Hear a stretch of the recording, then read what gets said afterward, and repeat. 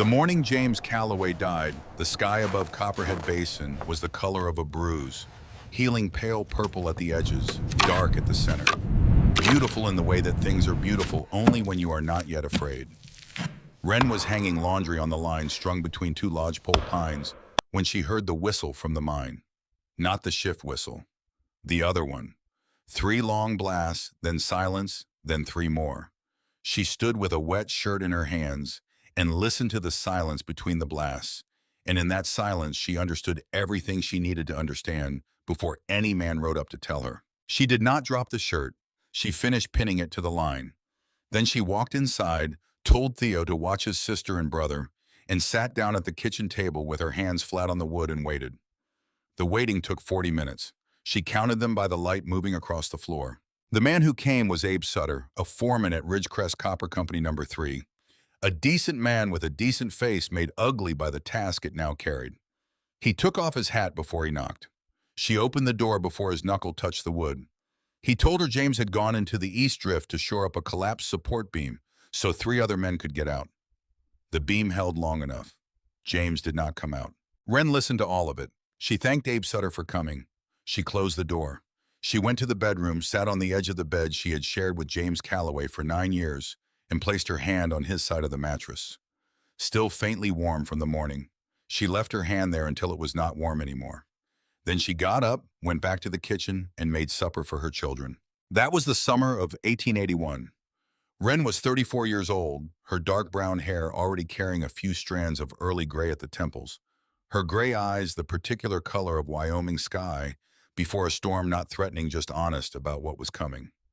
Her hands even then were the hands of a woman who worked calloused across the palms, strong through the fingers, capable in the way that hands become capable when they have spent years doing what needed doing without anyone else to do it. She was the daughter of a Scots-Irish homesteader from the hill country of Tennessee, raised on the belief that land was the only thing that didn't lie to you, and that everything else, weather markets, men's promises, required verification before trust. James had been the one exception to that rule. Now he was gone, and everything that came after began there in that particular kind of grief that does not announce itself with weeping, but settles into the body like cold, settling into stone patient permanent and strangely clarifying. The Ridgecrest Copper Company sent a representative 3 weeks later. A younger man than she expected, soft-handed, wearing a suit that had been pressed that morning. He sat across from her at the kitchen table with a leather satchel in a manner that suggested he had delivered this particular speech before and found it efficient. The company, he explained, wished to express its condolences. The company also wished to settle the matter of compensation in a manner fair to all parties. He placed a document on the table. Wren read it without touching it. The company was transferring title of a parcel of land in the northern section of Copperhead Basin, approximately 40 acres, including a stone storage structure dating from the mine's early operation years. The transfer would constitute full and final settlement of any claims arising from the incident of July 14, 1881. Wren looked at the young man's face. He was looking at the table. Her voice came out level the way a surveyor's line comes out level. Not because it is easy, but because it has been made that way deliberately. This land, is there water on it? There is a seasonal creek at the southern boundary. Seasonal meaning it dries in July. The young man adjusted his collar. The parcel has historical value as a mining support structure. The stone building is quite solid. The stone building, she said, faces north. Yes, on the windward side of the ridge. The location does have certain characteristics. Wren looked at the document again. She was a woman who had learned arithmetic from her mother and land management from her father and grief from the years between, and she understood in that moment with complete clarity what this document represented. The company was giving her something that cost them nothing, a parcel no one else had wanted during the entire operational history of the mine, a stone structure that faced into the worst weather Wyoming could manufacture, 40 acres of thin soil on the north slope where the sun came late and left early. They were giving her this in exchange for James, in exchange for the right of James's children to grow up without a father, in exchange for her silence and her signature. She also understood that she had no lawyer, no money to hire 1 in 3 children who would need to eat through the coming winter. She signed. Abe Sutter drove her out to see the land 2 weeks later in late August, when the high country was still warm enough to be bearable. Theo sat in the wagon bed with his legs dangling over the edge, watching the landscape change as they climbed north into the basin. He was 12, built lean and observant, the way his father had been wearing his one good shirt that was already too short in the wrists. May held Wren's arm the way she always held it, with both hands, her calico dress pressed against her mother's side. Jonah slept against May's side, his mouth slightly open, his eyelashes impossibly long against his cheek. He was 6 and the world had not yet shown him enough of itself to keep him awake. Abe Sutter was quiet most of the drive. He was the kind of man who understood that silence was sometimes the only honest thing to offer. When they turned onto the track that led to the northern parcel, he finally spoke.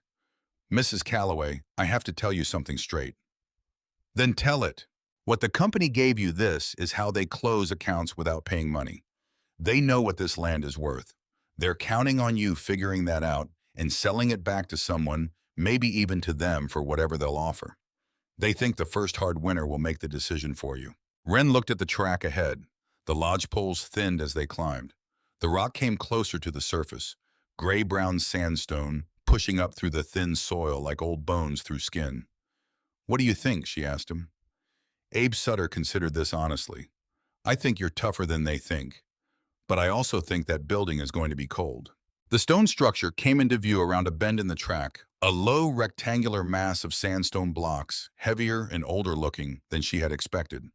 The walls were thick. She could see that from 20 yards away, the way the shadow fell from the eaves, the depth of the window opening on the south face. The building had been a storage facility for mining equipment, Abe told her.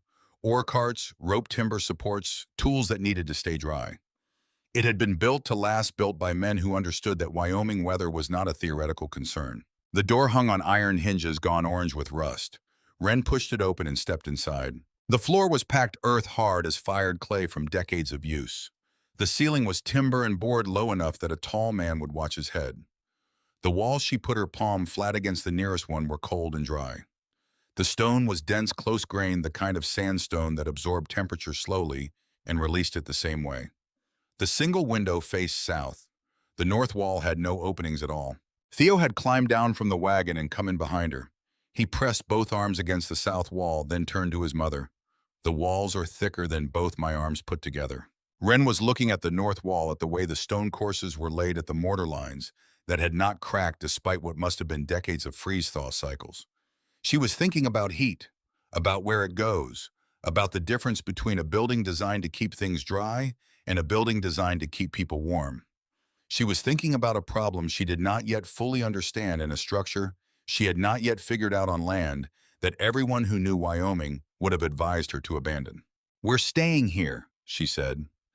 Abe Sutter, standing in the doorway with his hat in his hand, started to speak. Wren looked at him with her gray eyes steady and without apology. He stopped. He put his hat back on. "I'll bring some extra rope next time I come through, for the roof line." He climbed back into the wagon and drove away down the track, and Wren stood in the doorway of her new home and listened to the sound of the wheels fade into the distance. May, still holding on to her mother's arm. "Is this really our house?" "It's going to be. It smells like rocks. Everything up here smells like rocks. You'll get used to it." They spent the last weeks of August making it livable in the basic sense of the word. Wren and Theo pulled up the floorboards from the wagon box they'd brought from the old place and laid them over the packed earth floor, nailing them down with whatever nails they could straighten from bent ones salvaged from the mine-era debris behind the building. She wore her heavy wool work dress every day, its hem gray with dust by evening, a leather apron over it when she was working with tools. She cut a second window opening on the east wall east, because it would catch morning sun, and morning sun in high country Wyoming was the kind of thing you learned to want very specifically in winter. She chinked the gaps in the stone courses with a mixture of clay straw and pine resin, working her way around the interior walls from floor to eave, pressing the mixture into every crack she could find with a wooden tool that had been a butter paddle in a previous life. Theo split wood. He was 12, not yet at full strength, but methodical about it, setting each piece square on the block, reading the grain before he swung. His father had taught him that. Set it square and read the grain, and the wood will tell you where to hit it. Theo was the kind of boy who remembered everything his father had told him and kept the memories in careful order, like tools hung on pegs, each one in its place. August Mercer arrived on a Tuesday in early September, sent by the county administration in Ridgecrest to verify that the structure was sound enough for human habitation. He was 58 years old, broad through the shoulders, wearing canvas trousers, a flannel shirt the color of old bark, and suspenders that had been repaired twice with leather strips. His coat was heavy wool worn at both elbows. His hands had been working metal and stone for 4 decades and showed its scarred, thick-knuckled, stained with rust and carbon in the creases. He knew more about the behavior of heat in enclosed spaces than anyone in 3 counties, and he was genuinely trying to help. When he walked the interior of the stone building, rapped his knuckles against the walls, examined the mortar, looked up at the ceiling joists, and delivered his assessment. One stove, and he told Wren, centered, as large as you can afford. That's the principle for a rectangular space. You want the heat source equidistant from all 4 walls. He paused, looking at the dimensions of the room. You'll need the largest potbelly you can find. Even then, the north end is going to be difficult. Wren was watching his face while he talked. The north end is where the children will sleep. Then you'll want to hang something, a curtain and a blanket. Create a smaller space around their beds that the stove can heat more directly. And the condensation on the walls. Mercer looked at the north wall. He nodded slowly. That's going to happen regardless. Stone this close to the surface, north-facing, you'll get temperature differential between the wall surface and the interior air. Moisture will collect. He paused. Keep the stove burning hot. That's your best defense. She thanked him. He left her his card, a small rectangle of printed paper. August Mercer Metalwork and Stove Installation. Ridgecrest, Wyoming, and drove back down the track. He would return. She did not know that yet. Harlan Briggs came the following week. He was 55, a large man who moved with the particular deliberateness of someone who had not hurried in many years because he had never needed to. He owned 800 acres of the best land in Copperhead Basin, plus a stake in the Ridgecrest Mercantile, plus a history in this valley that went back far enough that his name was on the county survey maps from 1861. He arrived in a good wagon with good horses, dressed in working clothes that were nevertheless the clothes of a man who had choices about what to wear: wool coat, clean boots, a hat that had cost real money. He sat across from Wren at the table she'd set up inside planks on sawhorses, rough but level, and he was polite. Genuinely polite, not the performance of politeness, which Wren recognized as more dangerous in its way. A man performing politeness wants something badly enough to pretend. A man who is simply polite wants something too, but he has learned to be patient about getting it. He offered her $50 for the parcel. He explained his reasoning. The old mule track that connected the valley floor to the upper pasture ran along the eastern boundary of her property, and controlling that track would allow him to move cattle between his summer and winter pastures without depending on the goodwill of whoever might eventually own the land between. It was a reasonable explanation. It was probably even true. No, Wren said. Briggs looked at her with an expression that was not anger, something closer to mild surprise, the look of a man who had expected negotiation and encountered a door. I'm offering above what the land is worth. I know. The track would be useful to me. I understand that. He waited in case there was more. There wasn't.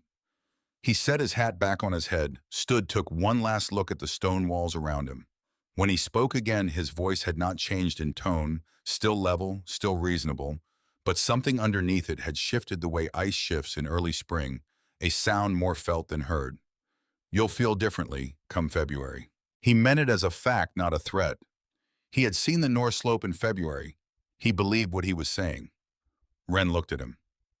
Thank you for coming, Mr. Briggs. He left. The sound of his wagon on the track diminished and disappeared. Wren went back to chinking the east wall, pressing clay mixture into a crack she'd missed the first pass.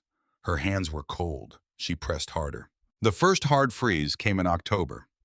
By November, the pattern of the winter ahead was clear to anyone who had spent more than 2 seasons in high country Wyoming. This would be sustained cold, the kind that settled into the land and stayed, that froze the creek bed through, that made the lodge poles crack at night with sounds like rifle shots. Wren had done the mathematics of the stove situation carefully. The largest potbelly she could afford from the Ridgecrest Mercantile cost $22, which was nearly everything she had left after the move and the repairs to the building. She bought it. Abe Sutter helped her carry it in and set it on the stone base she'd built for it, flat sandstone pieces mortared together level and solid in the center of the main room exactly as Mercer had recommended. She ran the stovepipe through the ceiling at the midpoint of the roof, sealed the penetration with furnace cement, crimped the flashing tight. She had calculated her wood supply with the care of a woman who understood that miscalculation was not an inconvenience but a sentence. She had 4 cords split and stacked in the lean-to against the east wall. By her reckoning, at reasonable burn rates, that was enough for a hard winter with a cord left over. The first month showed her that her reckoning was wrong. Not wrong in the mathematics were sound. Wrong in the assumption that a single-centered stove in a stone rectangle would behave the way a single-centered stove in a timber frame house behaved. Stone was not wood. It had different thermal properties, different relationships with the air it enclosed. The stove heated the air around it brilliantly. That heated air rose, traveled outward toward the walls, cooled as it approached the cold stone surfaces and sank. By the time it reached the floor, it was cold again. The north end of the building, where Theo, May, and Jonah slept under wool blankets on rope-frame beds, remained at temperatures that had nothing to do with the stove burning 20 feet away. She could see her breath at the children's end of the room. Jonah's water cup, left on the floor beside his bed, froze solid by morning. Theo slept in his coat. May tucked Jonah against her side and covered him with her own blanket on top of his, leaving herself with half coverage and waking before dawn to add more wood to the stove. Wren noticed this. May was 9 years old and covering her brother in the night rather than waking her mother, and Wren noticed this and filed it in the part of her mind where she kept the things that required action, the things that could not be left as they were. She pushed more wood into the stove. She burned through November's allocation in 3 weeks. She bought another half cord from a neighbor at mid-season prices, which meant paying 40% more than she would have paid in October. The mathematics of the winter shifted. The condensation on the north and east walls was the thing she had not fully anticipated. Every morning, moisture had collected on the inner stone surfaces overnight, and by midday, some of it had run down in thin rivulets to collect in the gaps between the wall and the floorboards. The wall wept and then hardened. When it thawed, it wept again. The moisture in the air was costing her heat she could not account for in simple wood calculations. She could feel the difference between a dry, cold day and a damp one, the way damp cold cut through everything. Used the moisture as a conductor reached into spaces where dry cold could not follow. Jonah began coughing in December. Not a sick cough, a cold air cough, the kind that happens when lungs are working too hard in air that hasn't been warmed properly before it reaches them. Wren moved his bed closer to the stove. The bed now occupied floor space she needed for other things, and the children's sleeping area became a compressed arrangement of furniture pushed out of the way of a single rope-frame bed positioned 6 feet from a cast-iron stove. It worked well enough to keep the cough from worsening. It did not solve the problem that created the cough. She began watching. This was not new for Wren. She had always been the kind of person who observed before she acted, who looked at the thing itself rather than her idea of the thing. But the watching became systematic that December became deliberate. She would sit at the table in the evening after the children slept, sometimes with a candle and sometimes without, and watch the stove. Watch the way the heat moved away from it. She pressed her palms against different sections of wall at different hours and cataloged what she found, which section stayed warmer longest, which went cold first, where the temperature gradient was most severe. One night, very late, with the children deeply asleep, she took a handful of ash from the coal pile beside the stove, fine wood ash light enough to float, and tossed it gently into the air at the midpoint of the room. She watched it in the candlelight. The ash rose with the warmth coming off the stove, reached the ceiling, spread outward, then stilled. It didn't continue. It didn't circulate. It reached the cold air near the walls and stopped suspended for a moment, then settled slowly to the floor in the middle of the room as though it had given up, as though it had nowhere to go. She sat with that image for a long time, heat rising, reaching the limit of where it could go, dying there without completing any circuit, back through the space it was supposed to warm. The stove was working. The heat was going somewhere. It simply wasn't going where her children were sleeping. She wrote nothing down that night. She simply sat with the problem the way her mother had taught her to sit with difficult things, without forcing a solution, without pretending she understood more than she did, but without looking away either. Her mother had been the same kind of woman, a Scots-Irish farmer's wife, who fixed fence posts alone when her husband was sick, and never once described this as hardship, only as the thing that needed doing. That quality had passed to Wren like bone structure, invisible, until the cold got bad enough to reveal it. By the end of that first winter, she had burned through 6 cords of wood. 4 she had prepared, 1 she had bought at emergency prices, 1 that a neighbor had quietly provided when he could see she was running short. She had calculated 2 cords of surplus. The deficit of 4 cords told her everything she needed to know about the winter ahead if she changed nothing. She had no intention of changing nothing. Cole Pruitt appeared in her life during this period in the way that certain necessary people appear, without announcement, without explanation, in a manner that made it difficult to categorize as either generosity or interference. He was 45, a veteran of the Army of the Potomac, who had been at Gettysburg on the second day and had never spoken about it to anyone in Copperhead Basin, which was how Wren knew he had been there. Men who had not seen such things spoke freely about the ones they'd missed. He had a homestead 3 miles east, good timber frame construction, a solid stone fireplace, the self-sufficiency of a man who had decided somewhere between Pennsylvania and Wyoming that, depending on other people, was a form of vulnerability he could not afford. He arrived one afternoon in February without knocking, or rather, he arrived at the woodpile without coming to the door at all. Wren heard the sound of splitting wood, looked out the east window, and saw him working through her stack of unsplit rounds with a methodical efficiency that suggested he had been doing it for some time. He wore heavy canvas trousers, a wool coat patched at one shoulder, work boots that had seen 10 Wyoming winters. He did not look toward the window. He split for 2 hours, stacked what he'd split in the lean-to, and left without approaching the building. Wren watched him go. She understood the grammar of what had just happened. A man who could not bring himself to offer charity directly had found a way to render assistance that could be interpreted as something other than charity. The wood had needed splitting. He had split it. No transaction had occurred that either party needed to acknowledge. She left a square of cornbread on the outside window ledge before she went to bed. In the morning it was gone. She considered the ledge empty for a moment, then went inside and made breakfast for her children. At the church social in late August of 1882, held in the yard behind the Ridgecrest Methodist because the weather was still good enough for outdoor gathering, Wren stood at the edge of the food table and listened to a conversation carrying from 3 men nearby. Thomas Vane, 60, a farmer who had been in the valley since before the mine opened. Walter Sims, who ran the feed operation at the south end of town. Harlan Briggs, standing slightly apart from the other 2, in the way that men with more money than their neighbors stand slightly apart without meaning to. They were talking about the general problem of heating structures on the north slope, about a family named Garrett, who had tried to winter a tin-roofed equipment shed 2 years back and failed badly, about the particular stubbornness of people who chose bad land. Wren understood that she was the present example of the general principle they were discussing. She also understood that none of the 3 had asked themselves whether the general principle was correct. Briggs noticed her listening. He did not change what he was saying. He simply made brief eye contact, the kind that acknowledged her presence without altering his behavior, a specific kind of dismissal that required practice to execute well. Margaret Sutter found Wren at the edge of the yard shortly after, touched her arm with a warm hand and a genuinely worried expression. "Honey, I heard you've been struggling up there. That building was never meant for a family. Why don't you let someone help you find something proper for next winter? Nobody would think less of you." Wren looked at Margaret's kind face and understood that the words came from a real place, from a woman who had seen others fail on the North Slope and did not want to watch another family suffer the same. "I appreciate that, Margaret." She said nothing more, but on the drive home she let the horses find their own pace and sat thinking about stone walls and heat and what she had seen ash do in candlelight and what it might do differently if she gave it somewhere to go. The mathematics of survival were simple and brutal. She could not afford to heat this building the way she had been heating it.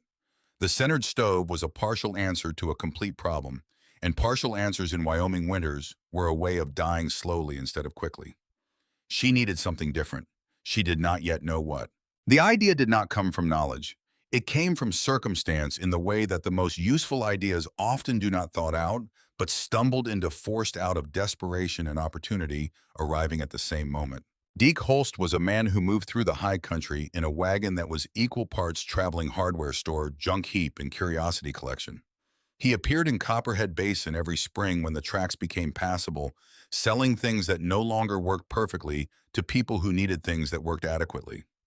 He had in the back of the wagon under a canvas tarp a cast iron box stove with a hairline fracture running 4 inches along the lower left face of the firebox. Wren saw it when she came out to look at what he'd brought. She was looking for wire she needed to tension the line for drying laundry inside in winter. She found the wire, then saw the stove's corner protruding from under the canvas, the particular dark gray of good cast iron. She pulled the canvas back, examined the crack. It ran along the lower face, not through the firebox doorframe, not near the flue collar. A crack that had not yet propagated to the corners. She could see the endpoints clearly, two small depressions in the iron, where the fracture had stopped rather than continued. Deke had a way of being honest about the limitations of things he was selling that paradoxically made people trust him more. Draw's fine. You can't overfill it, pack it too tight, and you'll get smoke coming through the face. Feed it moderate, and it burns clean. $8, you said, or 2 weeks of laundry. I'm through here again in October. She was quiet for a moment. She was looking not at the crack, but at the stove itself. Its dimensions, the height of the flue collar, the depth of the firebox. She was thinking about the north end of the building, about the cold sink, about the ash that had fallen to the floor without completing any circuit, about what would happen if there were a second source of heat at the opposite end of the space. Not a larger source, not a hotter source, but a second one working in concert with the first. What the two of them together might do that either one alone could not. If I put this at the north end of my building, she said, opposite end from my existing stove 35 feet apart, does the crack become more of a problem? Deke thought about this with apparent seriousness. You'd have less draft pressure at that distance from the main source. Burn it moderate, like I said, crack won't be any worse. He looked at her with the expression of a man who has sold strange things to strange people in enough strange circumstances that the strangeness has stopped surprising him. You already got a stove. I know I do. She paid him. He helped her carry the stove inside. When she pointed to the north corner, the cold corner, the children's corner, as far from the existing stove as it was possible to get in this building. He set it down where she indicated, then straightened up and looked at the length of the room between the two stoves. He left without saying what he was thinking. His wagon rattled back down the track, and Wren stood in the middle of her building between two stoves and looked at the ceiling. The second stovepipe penetration took her a day and a half. She had to fashion the flashing from a piece of sheet metal cut from Deke's scrap pile, bending it around the pipe, while balancing on a ladder she'd made from lodgepole sections lashed with wire. Her left hand bled twice. The second time she wrapped it with a strip of cloth torn from a worn shirt hem and kept working. The furnace cement she'd used on the first penetration had set rock hard. She had just enough left for the second. Mercer appeared at the edge of the track that second afternoon on his way to another job farther up the valley and saw her on the ladder finishing the second penetration. He reined his horse to a stop. She did not look down. She kept working the furnace cement around the flashing with a stick. What are you doing? The question was not unkind, the genuine inquiry of a man trying to understand what he was looking at. Second stovepipe. You bought another stove. Bought a stove with a cracked firebox from Deke Holst. A pause. She could feel him looking at the roof, at the two pipe collars, calculating the layout below. You're putting it at the far end. North corner. Another pause longer. That's not how heat works in a rectangle, Mrs. Calloway. Two sources at opposite ends create competing heat patterns. They'll interfere with each other before they meet in the middle. You'll have the same cold zones, just two of them instead of one. Wren pressed the last bead of furnace cement into the gap between the flashing and the pipe collar, smoothed it with the stick. Maybe, she said. It's not maybe, it's thermodynamics. She came down the ladder one rung at a time. On the ground, she looked up at him on his horse. His face was concerned in the way of a person who genuinely believed he was preventing a mistake. She had no argument to give him. She didn't have the vocabulary yet, didn't have the physics, didn't have anything except the image of ash falling in the candlelight and not completing its circuit, and the conviction that the problem was not about quantity, but about movement. Thank you, Mr. Mercer, she said. He sat there a moment longer, holding his horse still. Then he clicked his tongue, and the horse moved on down the track, and Wren watched him go, then went inside to light the second stove for the first time. She waited until the children were asleep.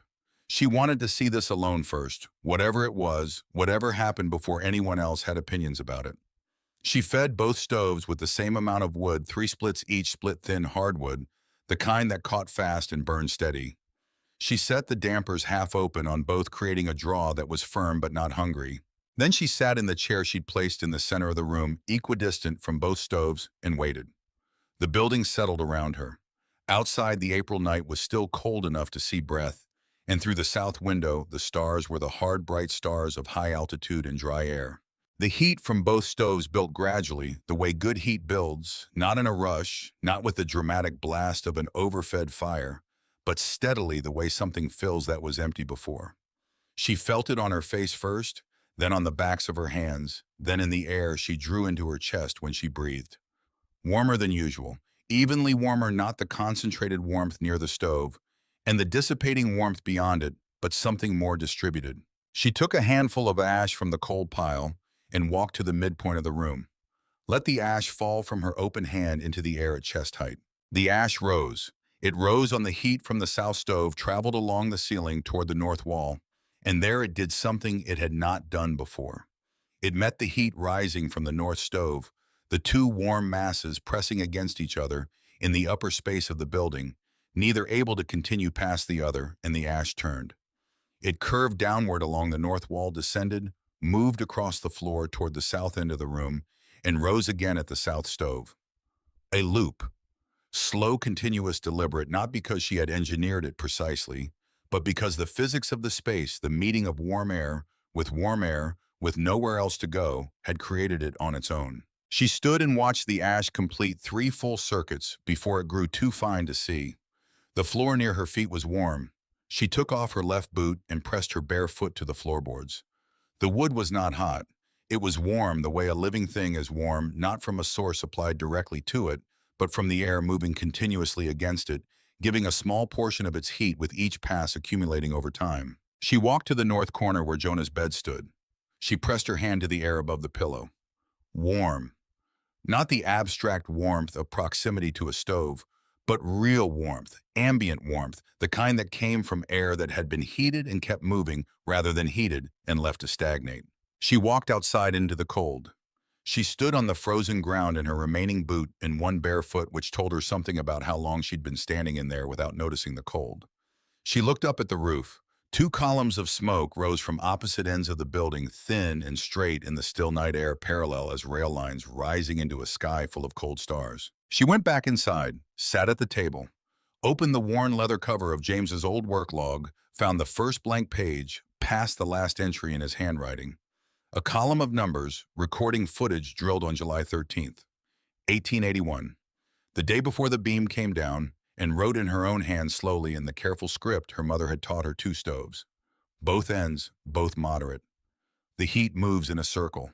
The north corner is warm for the first time. Jonah did not cough tonight. She closed the book. She sat for a while longer in the warmth of her building, listening to the sound of her children breathing in the far corner, steady and untroubled. She did not know yet what she had.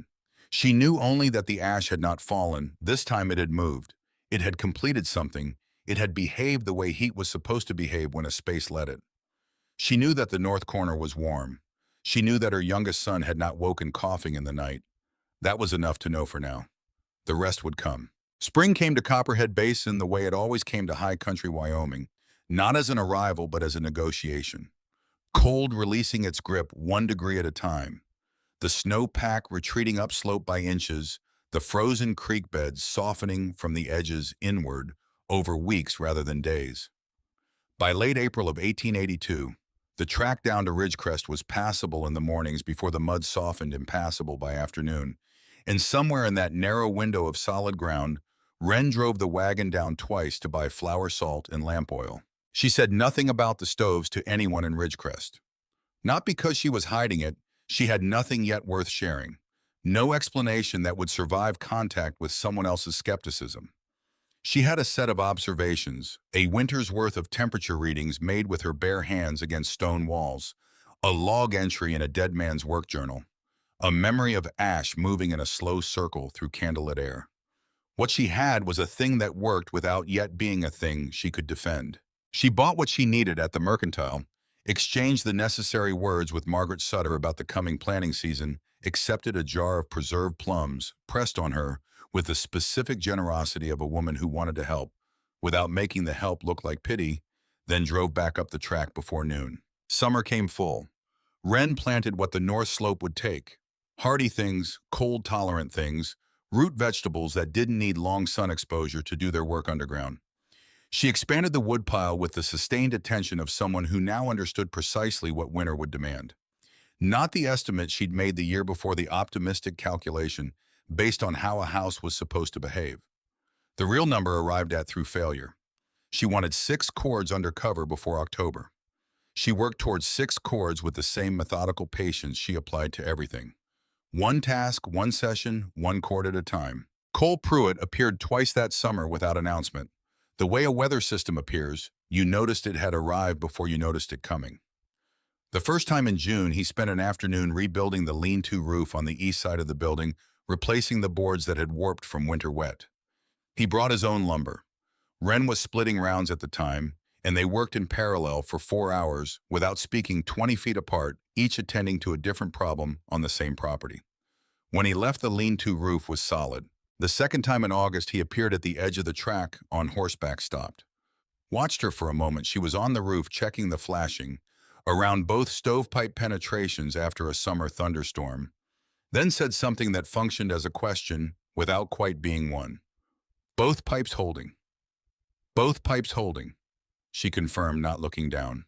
He sat on his horse a moment longer, looking at the 2 pipe collars on the roof, at the spacing between them, at the symmetry of the arrangement. The evaluating eye of a man trying to understand a thing he hadn't seen before, rather than the dismissive eye of a man confirming what he already believed. Then he turned the horse and went back the way he'd come. The dismissive eye she was more familiar with.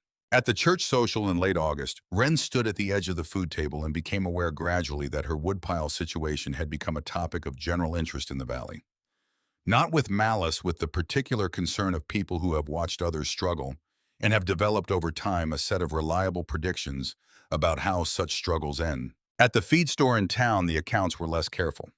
Walter Sims, stacking hay bales with a man named Corbett, who ran the north pasture for Briggs, offered the assessment that the Callaway woman was burning 2 fires up there, which everyone knew meant 1 fire wasn't enough to heat the place, which confirmed what everyone had said from the beginning about the North Slope. Men nodded. The story was satisfying because it required no revision of prior opinion. Harlan Briggs heard this and said nothing.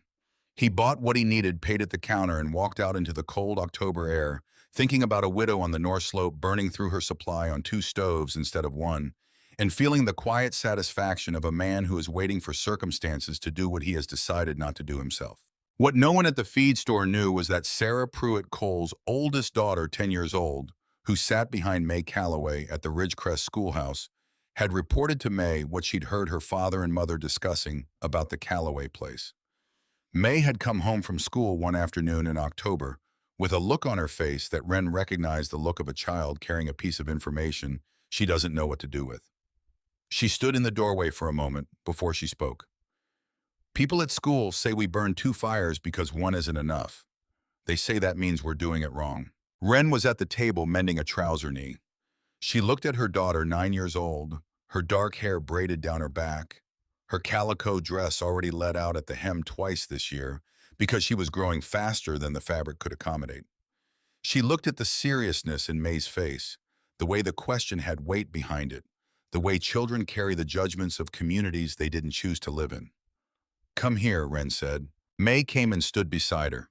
Wren took a handful of ash from the coal bucket near the stove and walked to the center of the room. She let the ash fall into the air. May watched it rise, travel, circulate, complete its slow loop between the 2 stoves. "Does that look wrong to you?" Wren asked her. May watched the ash settle for a long time. "It's going in a circle." "It is." "Why does it do that?" "Because it has somewhere to go at both ends. When it only had somewhere to start, it just fell." Wren put her arm around May's shoulders. "People see 2 fires and think twice the waste. What they don't see is the air moving. You can't see it unless you watch the right thing." May was quiet for a moment. Then, should I tell them that at school, Ren considered this? Tell them whatever you want, but make sure you've seen it yourself first. Then it's yours to tell. October hardened. The seasonal creek at the southern boundary stopped running on October 12th. She noted it in James's log, and by the third week of the month, the night temperatures were dropping reliably below 15 degrees. Wren established the rhythm of the two-stove system that she would maintain through the winter morning, firing at 5:30. Both stoves simultaneously, thin splits of dry hardwood to build the fire fast. Then progressively larger pieces as the fire stabilized. Dampers, half to two-thirds open during the building phase, backed off to a third open once the building reached its working temperature range. These calibrations were hers alone. No one had taught them to her. They had come from a winter of paying attention to a system that behaved differently than she'd expected, and then a summer of thinking about why, and then another season of refining what she knew. Deke Holst came through in October as he'd said he would. He pulled his wagon into the yard, climbed down, looked at the lean-to roof with approval, looked at the two stovepipes with something closer to speculation. He asked Wren how the cracked stove had performed through the spring and into the fall. She told him no problems. Moderate firing as he'd recommended. The crack had not propagated. The stove drew clean. He nodded. Then carefully, as a man who makes his living reading other people's situations. Whatever you figured out in there, I'd be curious to hear it someday. When I have words for it, I'll tell you. He drove out. She watched the wagon go and thought about words about the gap between what she understood with her hands and her skin and her careful observations and the language that would be required to communicate it to anyone else. She was not there yet. The language would have to come from somewhere, and she suspected it would come from someone else, someone with the technical vocabulary she lacked. That was simply how it would work, this transfer of understanding from the person who had it to the language that could carry it. November brought Mercer back, this time on his own initiative. He had heard in the way that tradesmen hear things through the quiet professional network of men who talk about structures and fires and what works and what doesn't, that the Callaway widow on the North Slope was getting unusual results from an unusual arrangement. He arrived with his leather notebook, the one he used for job documentation, because he had decided to document whatever he found rather than simply observe it. A man who brings a notebook has already decided the thing is worth recording. He stood in the center of the building for a long time without speaking. Wren gave him the ash demonstration without explaining it first, letting him see before he theorized. She watched him watch the ash loop 3 full circuits. August Mercer had built and installed more heating systems than any other tradesman in 3 counties. He understood convective heat transfer as a practical matter from 4 decades of watching what fires did in enclosed spaces. He had never seen this particular thing, 2 opposing heat sources, creating a sustained convective loop in a non-circular space. He had never seen it because he had never tried it, because the conventional framework said it was wasteful, because the conventional framework assumed that 2 heat sources would simply bleed twice the heat rather than multiply each other's efficiency. He dropped to one knee, pressed his palm to the floor, stood, walked to the far north corner. His breath did not cloud. At 60 degrees in a Wyoming stone building in late November, his breath did not cloud. He opened his notebook. He measured the room length, width, ceiling height with the folding rule he kept in his coat pocket. He measured the distance between the 2 stoves. He noted the damper positions, the pipe diameters, the height of both pipe collars above the roofline. He noted the stone bases under each stove, the flat sandstone pieces Wren had mortared together as platforms, each now thoroughly saturated with the warmth of 2 seasons' operation. He pressed his palm to the stone beside the north stove's base, held it there, wrote something. He filled 4 pages before he set the notebook down on the table, sat in the chair Wren had pulled out for him, and said the thing that had been working its way toward his mouth for the past hour. "I told you this was wrong." "You did." "I was certain." He said it without self-pity, with the flat candor of a man taking inventory. 30 years of stove work. I was certain. Wren poured him coffee from the pot on the south stove. She kept a pot there, always in winter, both for the heat of the coffee and for the small amount of ambient warmth a simmering pot provided. She set it in front of him. "What did I actually do, in the right words?" Mercer looked at his notes. "You created a convective circuit. Hot air rises at both sources simultaneously. At the apex, the ceiling, the 2 rising columns meet and press against each other. Neither can continue. The pressure forces both outward along the ceiling toward the walls where the air cools against the stone and descends. When it reaches the floor, it's drawn back toward both stoves by the low-pressure zones the rising columns create. The air keeps moving continuously. He paused. The cold pockets can't form because the air doesn't stay in one place long enough to stagnate. The walls give up a smaller percentage of their heat because the warm air passes over them repeatedly instead of contacting them once and settling cold. And the wood? Less wood because you're not fighting the physics. A single stove in a rectangle fights gravity. The heat rises and stays high. You burn hotter to push it downward. You waste fuel fighting the ceiling. Two opposing sources, the air moves on its own. The stoves only have to maintain the circuit, not create the distribution. Ren looked at him across the table. I didn't know any of that when I put the second stove in. I know. He wrapped his hands around the coffee cup. What did you know? She thought about how to say it correctly. I knew the ash wasn't moving. I knew that meant the air wasn't moving. I thought if there were something to push against at the other end, it might have somewhere to go. Mercer was quiet for a moment, looking at the table. Then carefully, you solved a problem I declared unsolvable by watching ash fall. I solved it by watching ash not fall. That was the part that bothered me. He looked at her for a long moment with an expression that was not quite admiration and not quite apology, something that required both of those things to exist simultaneously. He picked up his notebook again.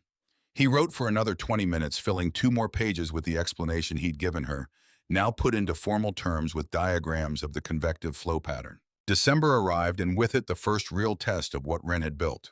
The storm that came on the night of December 8, 1882, was not the worst storm that would ever hit Copperhead Basin, but it announced its intentions with the violence of a cold front that has traveled a long way without obstruction. The temperature dropped from 18 degrees at sundown to -12 by midnight to -26 by 3 in the morning. The wind came from the northwest at a sustained 30 miles per hour, with gusts that drove the snow horizontal and made the building creak. Not the structural protest of a failing roof, but the smaller, more intimate sounds of a well-built thing adjusting to stress. Inside, the 2 stoves ran steady. Ren was up at 11 to add wood. Both fires had settled into their cruising rhythm, not roaring, not desperate, just consistent. The way a person breathes in deep sleep, neither too fast nor too slow. She added 3 splits to each stove, checked the dampers, pressed her palm to the wall above Jonah's bed. The stone was warm. The boy was breathing without effort, mouth slightly open, one arm thrown above his head, in the sprawled abandon of a child who is completely comfortable. The temperature inside the building held at 58 degrees through the night, at its coldest recovering to 63 by morning when the children woke. She burned 4 splits per stove through the worst of the night. 8 splits total.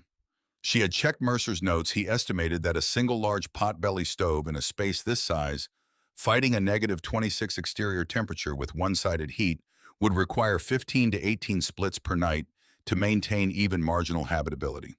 She used 8 total to maintain comfortable habitation. In the morning, when the wind dropped enough to make the track passable, she drove down to check on a neighbor, old Ruth Parsons, who lived alone in a timber-frame place a mile below. Ruth was fine, but her woodpile was low, and her single fireplace had forced her to barricade herself in the kitchen for 2 days, the rest of the house abandoned to cold. She had burned through a cord and a half in 48 hours. Ren brought her 2/3 of a cord from her own supply. She would not mention this to anyone. It was not a gesture she wanted explained or interpreted. On the drive back up the track, with the storm-cleared sky blazing blue above the snowfield, she did something she had not done much since James died. She let herself feel what she had accomplished. Not pride exactly. Something closer to the satisfaction of a craftsman who has made a thing that works the way she intended it to work, that performs under conditions designed to defeat it, that does precisely what she asked of it, and nothing less. In Ridgecrest, the narrative had not yet changed. She knew that. She was still the widow with 2 stoves burning twice the wood for the same cold result. The story the town told about her had not needed to update itself because the town had not been inside her building on the night of December 8th. The town had not felt the floor beneath bare feet. The town had not watched its own breath fail to cloud at -26 outside. The story would need updating eventually. The question was, what would provide the occasion? That occasion arrived in the form of the winter of 1883, because December had merely been the rehearsal. What came in the last week of November 1883 was the actual performance. The temperature began dropping on November 26th and did not stop. By the 27th, it was -8 at noon, which was the kind of cold that turned the valley's understanding of normal inside out. By the 28th, -18. The wind that had come with the December storm of the previous year was mild compared to this sustained gusts of 45 miles per hour, with a wind chill that made the temperature on exposed surfaces approach what thermometers in that part of Wyoming weren't calibrated to measure. Wren had her supply in, 6 cords plus the cord and a half she had not touched from her surplus after quietly selling to neighbors who'd come to her when Briggs's cord price climbed past $2. Because in October, Briggs had moved on his plan. He had been buying controlling interest in the 2 timber supply operations that served Copperhead Basin quietly through a partner in Cheyenne, the way a man buys something he doesn't want anyone to notice him buying. By November, cord prices had risen to $2.40, with priority delivery going to the large operations first.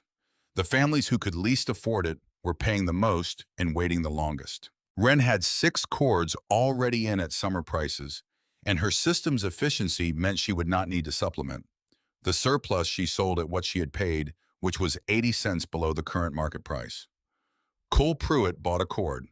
He came to her in October, told her flatly what Briggs had done with the supply contracts, asked what she needed. She told him she was fine. He bought a cord anyway, carried it himself, stacked it in his own lean-to, and said nothing more about it. Pruitt came to her door in the second week of November with a different question. He stood on the threshold without coming fully inside, which was unusual enough that she read something in it before he spoke.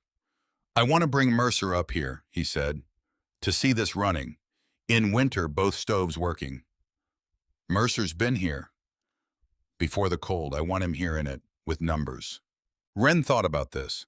Mercer was the person in the valley with the vocabulary. She lacked the technical language, the framework that would translate what she had discovered into terms that would hold up against professional skepticism. She had no particular need for his validation, but she also recognized that knowledge confined to one person was fragile in a way that knowledge spread through a community was not. "Bring him in December," she said, before the worst of it. The worst of it arrived before December. She was up at 3 in the morning on November 29th for the regular firing when she heard the knock. Not a timid knock, a heavy knock, the knock of a large fist on a plank door repeated 3 times.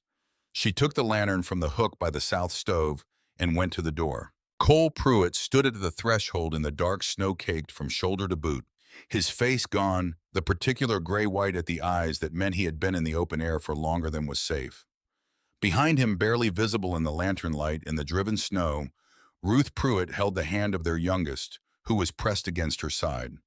The other 4 children were arranged behind them in a cluster, their heads down against the wind. He had driven 3 miles in -24-degree temperatures with a 45-mile-per-hour wind behind him because his chimney had frosted over from the inside, a buildup of ice in the upper flue, from condensation accumulated over 2 days of extreme cold, and his fireplace was dead, and his house was dropping 2 degrees every half hour. He said nothing. There was nothing to say that the situation did not already communicate with complete clarity. Wren stepped back from the door. "Come in." The 7 Pruitts came through the door. When the last of them was inside, Wren closed the door against the wind and turned to see what she saw. 7 people filling the center of her building, thawing the snow melting off their coats onto the warm floorboards. Their breath was not clouding. The building was warm enough that the breath of 7 people arriving from -24 degrees was not clouding. Cole Pruitt, standing in the center of the room, had stopped moving. He was looking at his feet. He was looking at the floorboards, which were warm enough through his frozen boot leather that he could feel it. Then he looked up at the ceiling, at the 2 stovepipes, at the amber light of both fires visible through the stove grates. Then he looked at Wren. He did not speak. Something was moving through his face that had nothing to do with the cold he'd just come in from. He had known intellectually since the previous year, when she'd shown him the ash demonstration, that her system worked. He had known the numbers. But knowing numbers and standing in a warm building in the middle of a night when the thermometer outside read -24 were 2 different kinds of knowing. The kind you could argue with, the kind you could not. Ruth Pruitt held Wren's hands and did not try to say anything for a long moment.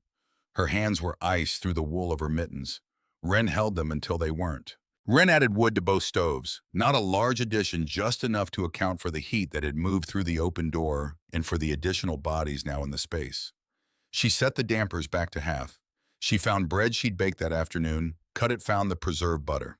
She put these on the table along with the coffee pot, which had been sitting on the south stove since 11 and was still hot. The Pruitt children found floor space near the south stove. Ruth sat at the table. Pruitt remained standing in the center of the room, looking at the ceiling, looking at the walls, working through whatever he was working through. Wren gave him the time to work through it. Before dawn, he sat down. He ate bread. He drank coffee. The building held its temperature 60 degrees through the coldest hours, recovering to 64 by 5 in the morning when the first gray light showed at the south window. Mercer arrived at 9 in the morning on horseback, having come up from Ridgecrest through the storm tail, because Pruitt had sent his oldest boy ahead the previous evening with a note.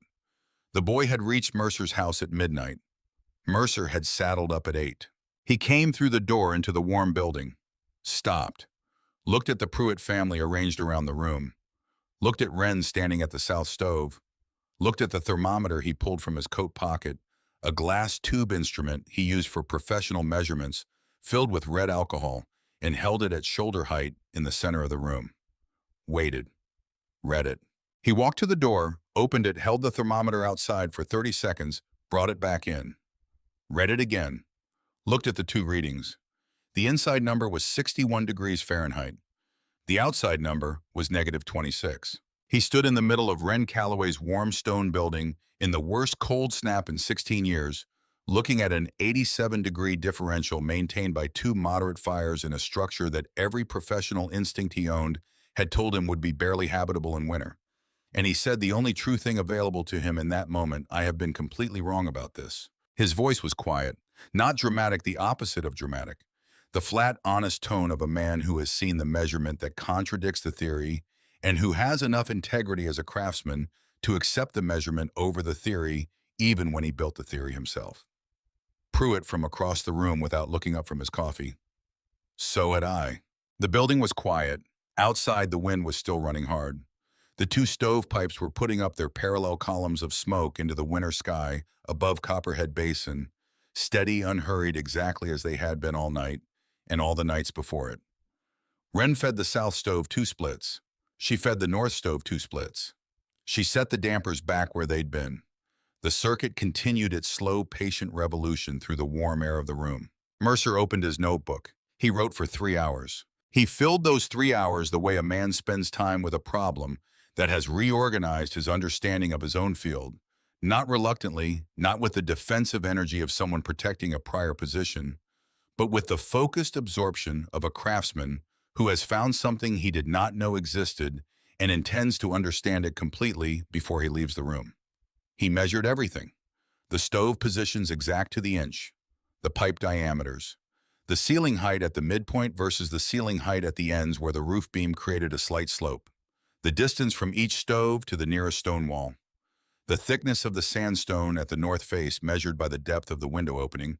Wren had not cut there 18 inches of dense, close-grained rock that had been absorbing and releasing heat all winter with the patient indifference of material that does not know it is useful. He noted the stone bases under each stove, the flat sandstone pieces Wren had mortared together as platforms, each now thoroughly saturated with the warmth of 2 winters' operation. He pressed his palm to the stone beside the north stove's base, held it there, wrote something.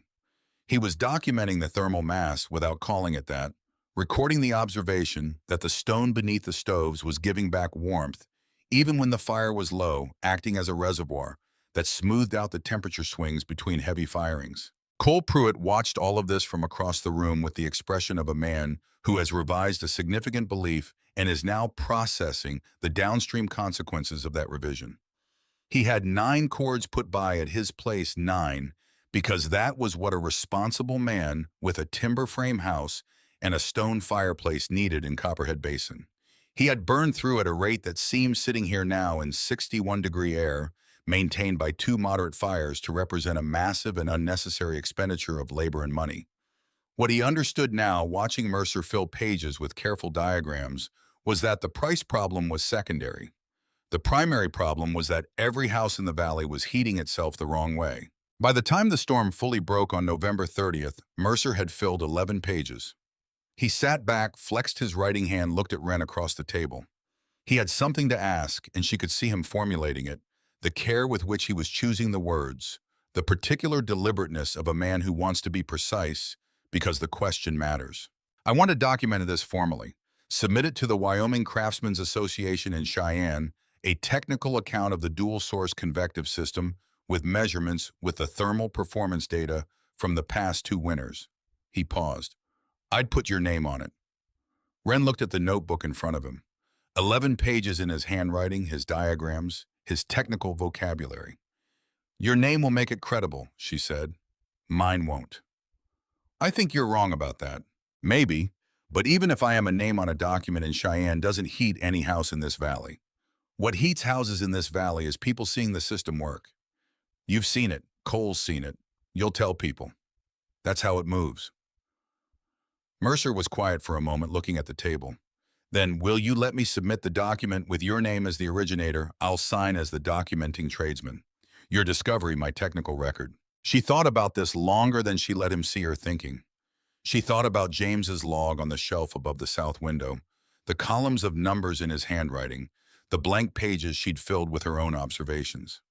She thought about what it meant to have your name attached to something, the way it created a target, as much as a record, the way it invited argument about the person, rather than examination of the idea.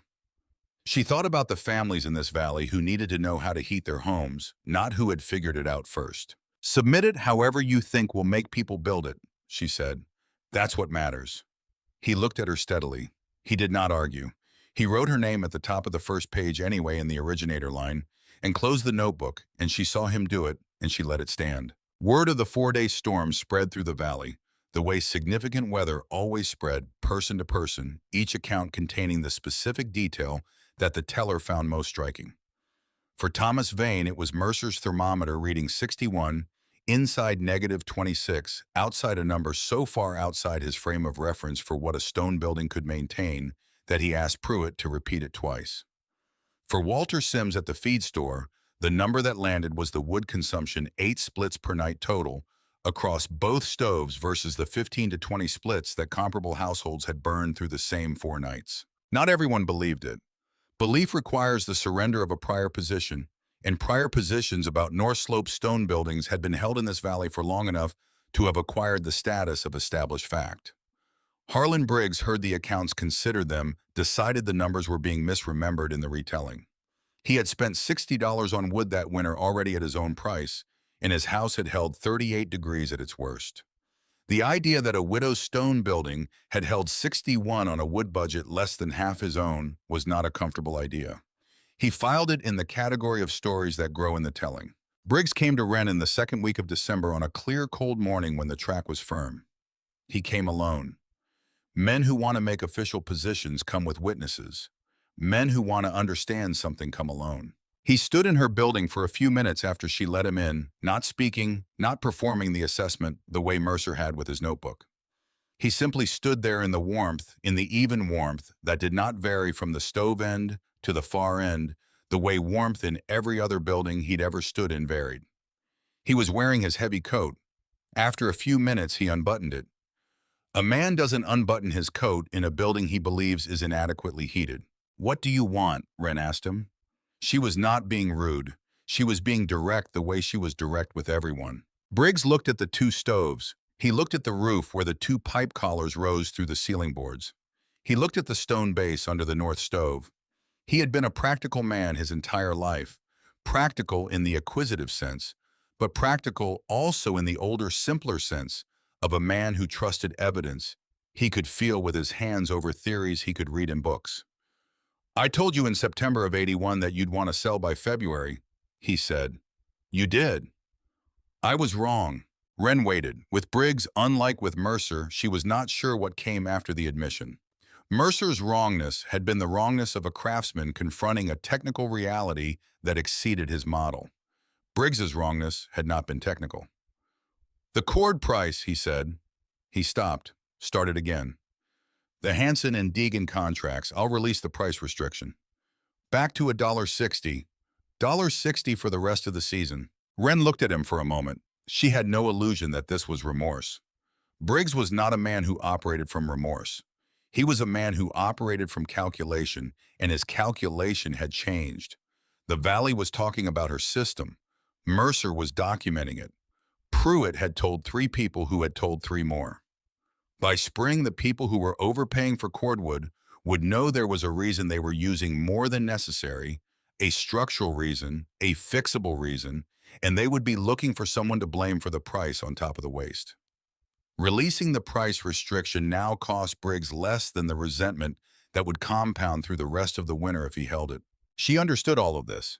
She was also thinking about old Ruth Parsons, a mile down the slope, who had been rationing her wood since November, keeping one room warm at the cost of leaving the rest of the house to freeze. $60 retroactive to November 1st, Wren said. The families who overpaid since then get the difference back as credit at Hanson's. Briggs was quiet for a moment. He was adding numbers in his head, not just the cost of the credits, but the cost of refusing. Some costs were financial. Some were the kind you paid in how people looked at you when you walked into a room. Done, he said. He started to button his coat. Then he stopped his hands on the top button, looking at the north stove. When he spoke again, the voice was different, quieter, without the transactional precision of the previous conversation. My wife wants to learn how you've done this, the stove arrangement. Wren felt something move through her that she did not try to name. Not triumph, not satisfaction exactly. Something quieter than both. She can come up whenever the track is good. I'll show her. Briggs nodded. He finished buttoning his coat. He walked to the door. On the threshold, with the cold outside light behind him, he turned back once, looking at the 2 stoves from the doorway, at the even warmth of the space between them. He didn't say anything. He put his hat on and walked out into the December cold.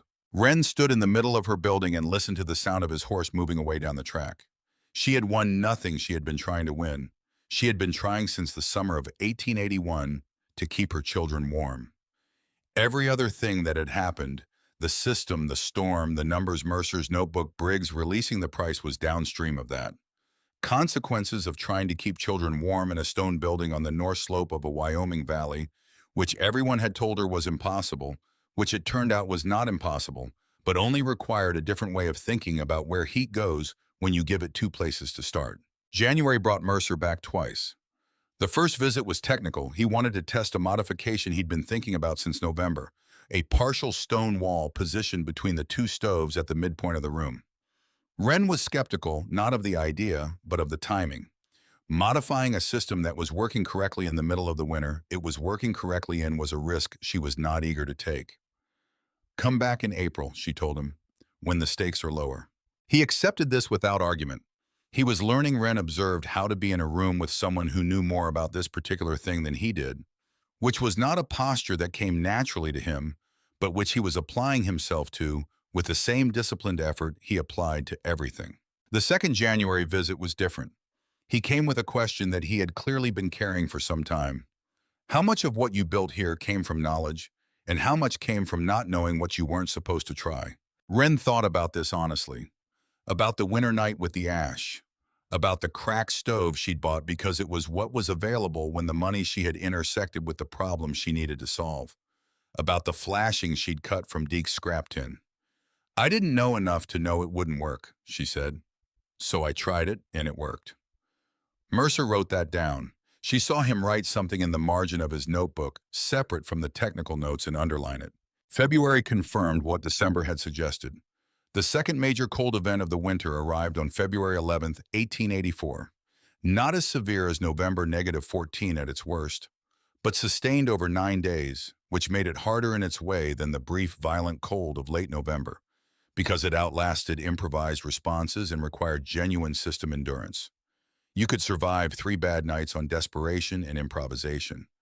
9 nights required a system that could run without crisis management. Wren's building ran 9 nights at 58 to 63 degrees, consuming 8 to 10 splits per stove per night without incident. She had wood to spare. She sold a 3rd cord to Ruth Parsons at cost in the 4th week of February, when Ruth's supply ran short. Despite the restored price, drove it down herself on the wagon, helped stack it. Ruth Parsons was 81 years old, had been in Wyoming since before statehood had outlasted 2 husbands. A drought, a range war fought in the valley 2 decades back, that everyone preferred not to discuss. She held Wren's hand when she left and said, "Your kind of stubborn is the right kind, the kind that won't move until the thing it's protecting is safe." Wren drove back up the track in the February cold, thinking about that word stubborn and whether it was accurate. She had not experienced herself as stubborn. She had experienced herself as attentive, as unwilling to accept a version of the problem that didn't match what she observed, as constitutionally unable to let a system that was hurting her children continue without attempting to improve it. Whether that was stubbornness or something else, she wasn't sure the distinction mattered. The children were warm, the building stood, the wood held. By March, the first copycat installation was under construction 3 miles south.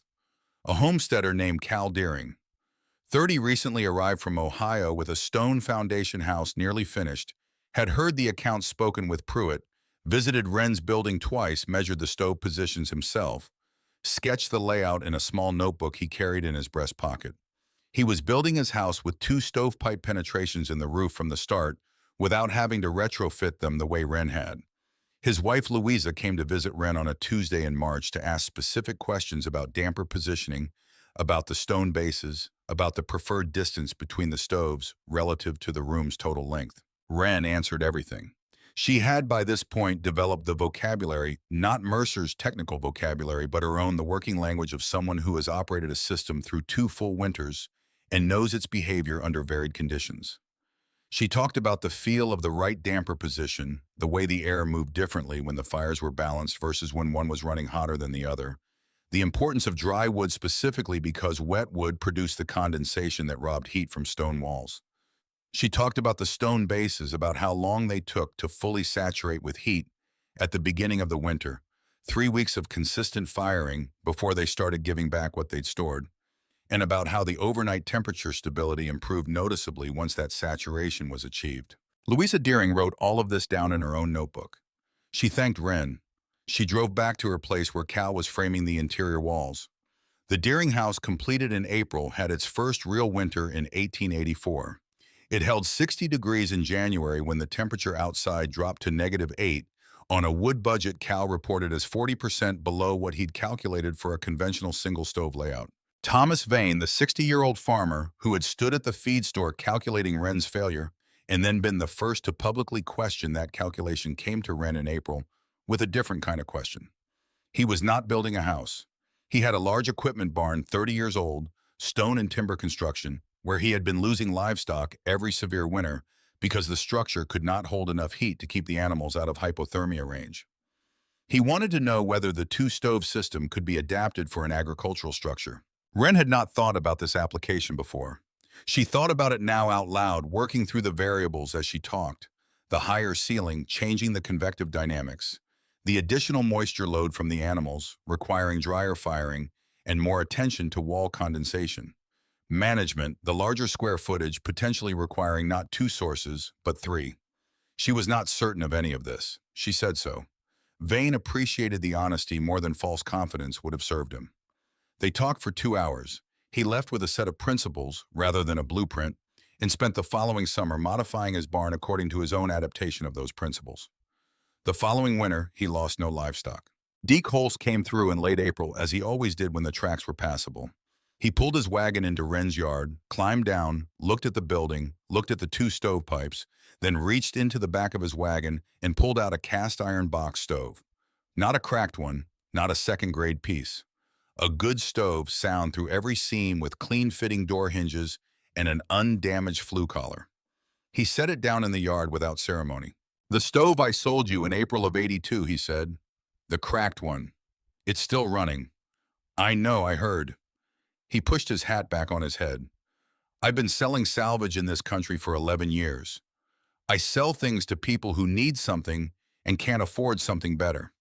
That cracked stove you needed something, you bought it, and you made it into something I didn't know it could be part of." He nodded toward the new stove. "This one's sound, no charge." Wren looked at the stove, then at Deke, at the expression on his face, which was not charity. It was the expression of a man who has witnessed something he respected and found no currency adequate to acknowledge it except the thing itself. "Thank you," she said. She meant it without qualification. She carried the new stove inside with Theo's help.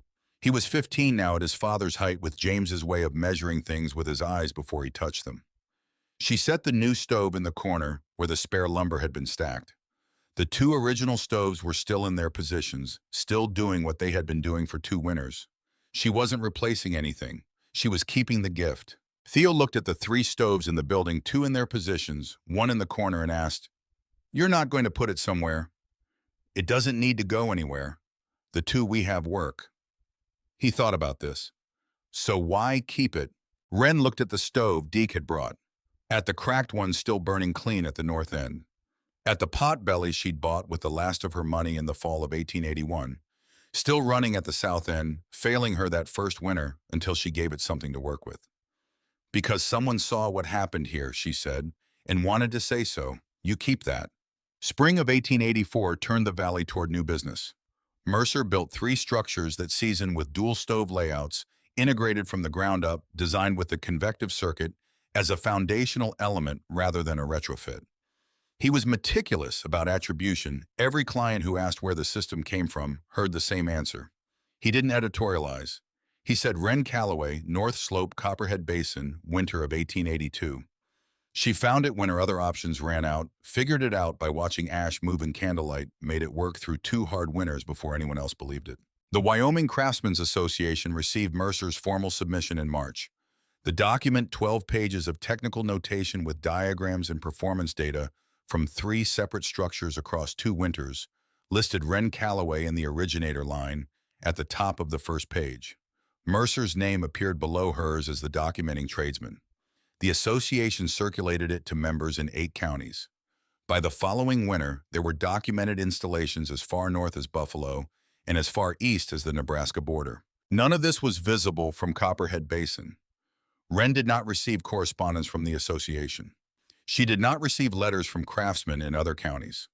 The document moved through its professional channels without generating any traffic toward the north slope of Copperhead Basin, which was not surprising. Documents moved in their world. Wood burned in hers. What moved in her world was more immediate.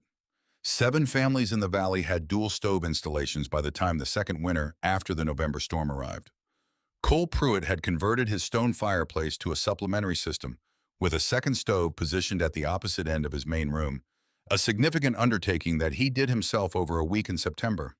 When Wren saw it at the completion, she noticed that he'd placed the second stove at exactly the right distance from the first, without asking her, without Mercer's involvement. He had simply looked at the room, understood the principle, placed the stove where the principle required it to go. That was the thing about knowledge that actually worked. It didn't require the person transmitting it to explain the underlying theory. The theory lived in the results.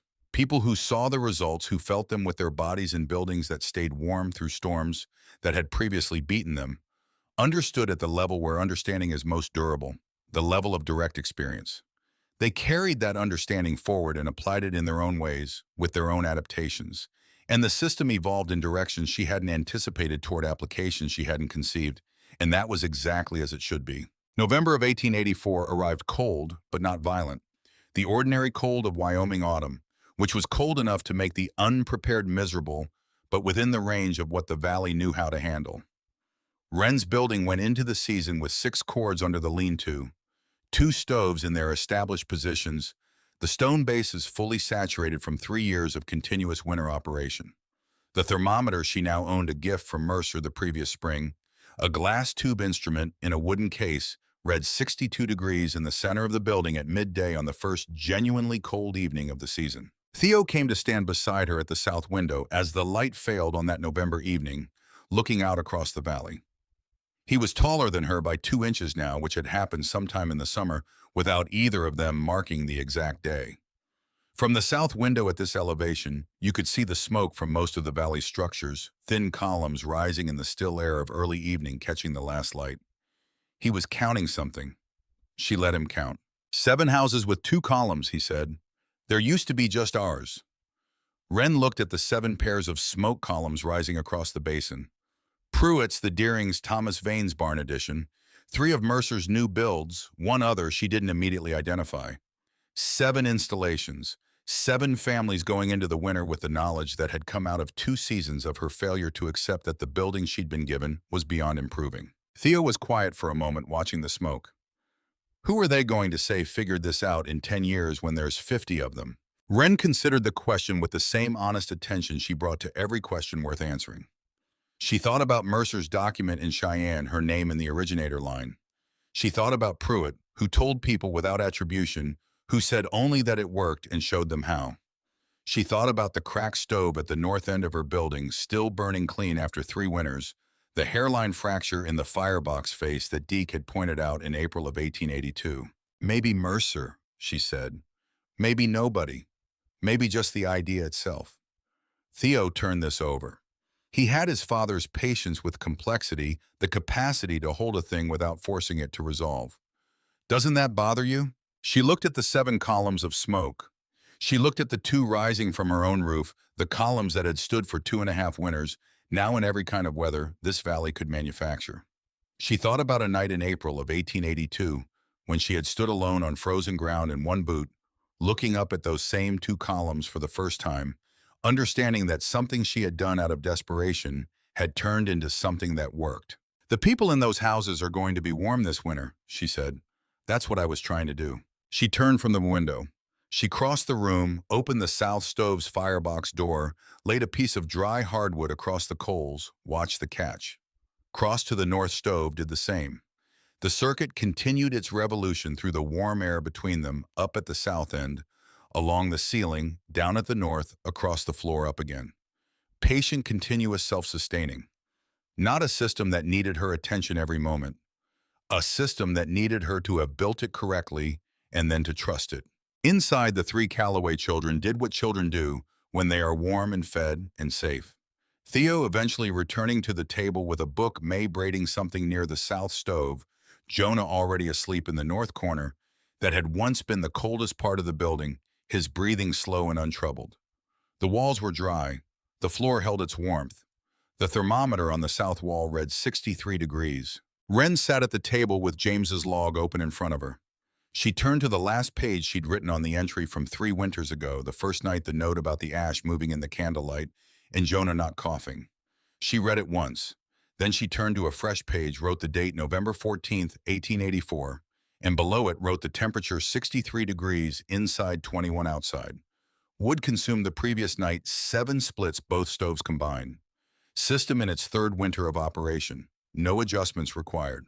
She paused. She wrote one more line, not for the record, not for anyone who might someday read the log, just because it was true, and she had learned to write down true things. The building knows what it's doing now. She closed the log. She put another split on the south stove. She sat back down at the table and listened to the sound of the fire. Both fires, one at each end, giving what they had to give, making the circuit complete.